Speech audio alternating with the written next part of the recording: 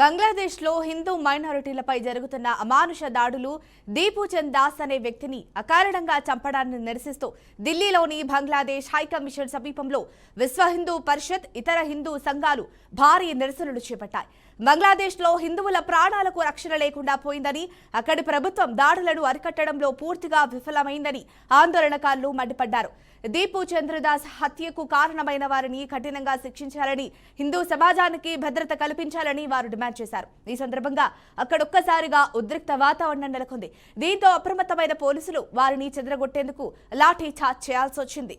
దీనికి సంబంధించిన మరింత సమాచారాన్ని మా మేనేజింగ్ ఎడిటర్ చిదంబర్ గారు అందిస్తారు. సార్ చెప్పండి, మరి బంగ్లాదేశ్లో హిందువుల ప్రాణాలకు రక్షణ లేకుండా పోయిందని చెప్పేసి ఈ విధంగా అయితే చేస్తున్నారు, వారిని కూడా పోలీసులు లాఠీ చార్జ్తో చెదరగొడుతున్నారు. మరి దీనికి సంబంధించిన అప్డేట్ ఏంటి?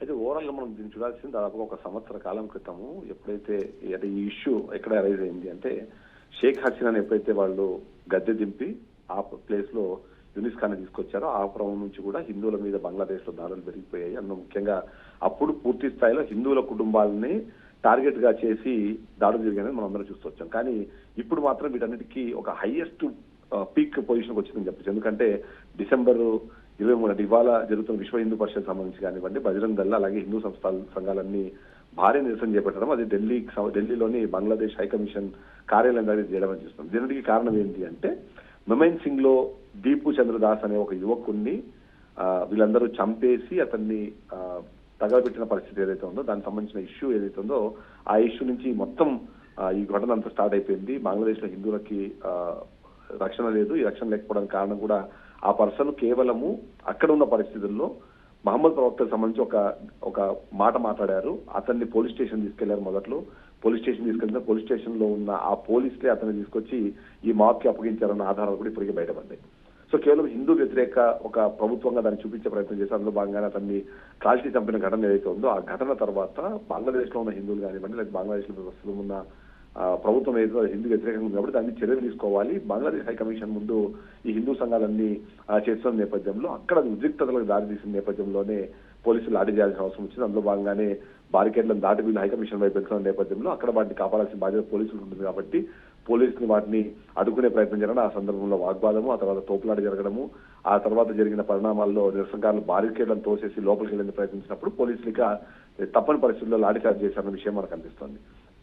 ఈ ఘటనలో ఇప్పటికే ఉద్రిక్తత నెలకొంది. అంతేకాకుండా పెద్ద ఎత్తున అరెస్టులు అయ్యాయి.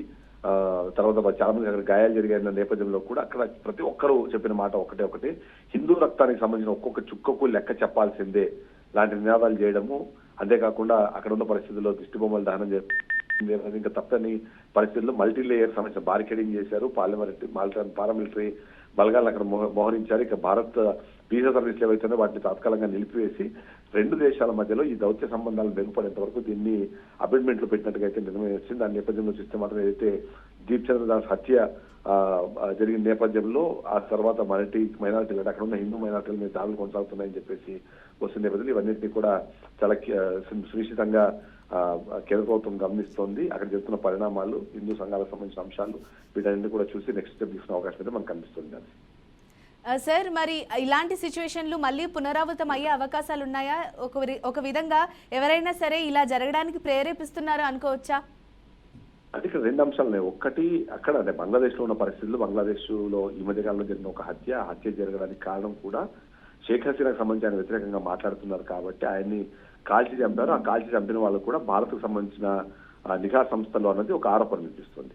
ఆ తర్వాత జరిగిన పరిణామాల్లో ఇప్పుడు ఇతని హత్యకి దానికి కనెక్షన్ లేకపోయినా అక్కడ హిందూ సంఘాలకు సంబంధించి కానివ్వండి, హిందువులకు సంబంధించి వాళ్ళు మైనారిటీగా ఉన్నారు కాబట్టి వాళ్ళ మీద దాడులు జరుగుతున్నాయన్నది భారతదేశం ఎప్పటి నుంచో మాట్లాడే ప్రయత్నం చేస్తుంది. దాన్ని నిలువరించాల్సిన అవకాశాన్ని కానివ్వండి, దాని ఆవశ్యకతను కానివ్వండి అక్కడ ఉన్న కేంద్ర ప్రభుత్వం, అక్కడ ఉన్న ప్రభుత్వాలు చెప్పే ప్రయత్నం చేస్తున్నారు.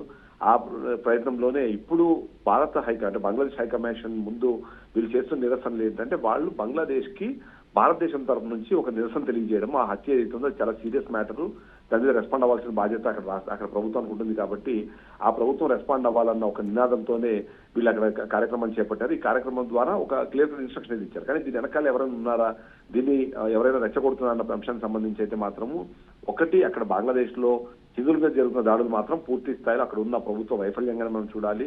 అక్కడ జరుగుతున్న ఘటనలు ఖచ్చితంగా ప్రేరేపితంగా కనిపిస్తుంది. భారతదేశం మాత్రం సిచ్యువేషన్ కాస్త డిఫరెంట్. ఎందుకంటే హిందువులకు సంబంధించి వీళ్ళు చేస్తున్న నిరసన కానివ్వండి ఆందోళన కానివ్వండి బంగ్లాదేశ్లో ఉన్న హిందువుల్లో కాపాడాలన్న ఉద్దేశం కాబట్టి ఇక్కడ బ్యాక్గ్రౌండ్ ఎవరు ఉన్నారన్న దానికి ఏం లేదు. హిందూ సంఘాలు మాత్రమే వాళ్ళు అంటే వాలంటరీగానే ఇవన్నీ చేస్తారని తెలుస్తుంది. బట్ ఓవరాల్ గా చూసినప్పుడు మాత్రము ఇది రెండు దేశాల మధ్యలో ఉన్న ఉద్రిక్తతల్ని రెచ్చగొట్టడంతో పాటు మన దేశంలో ఉన్న రెండు మతాలను కూడా రెచ్చగొట్టే ప్రయత్నంలో భాగంగా అయితే మనం చూడాల్సిన అవసరం ఉంది.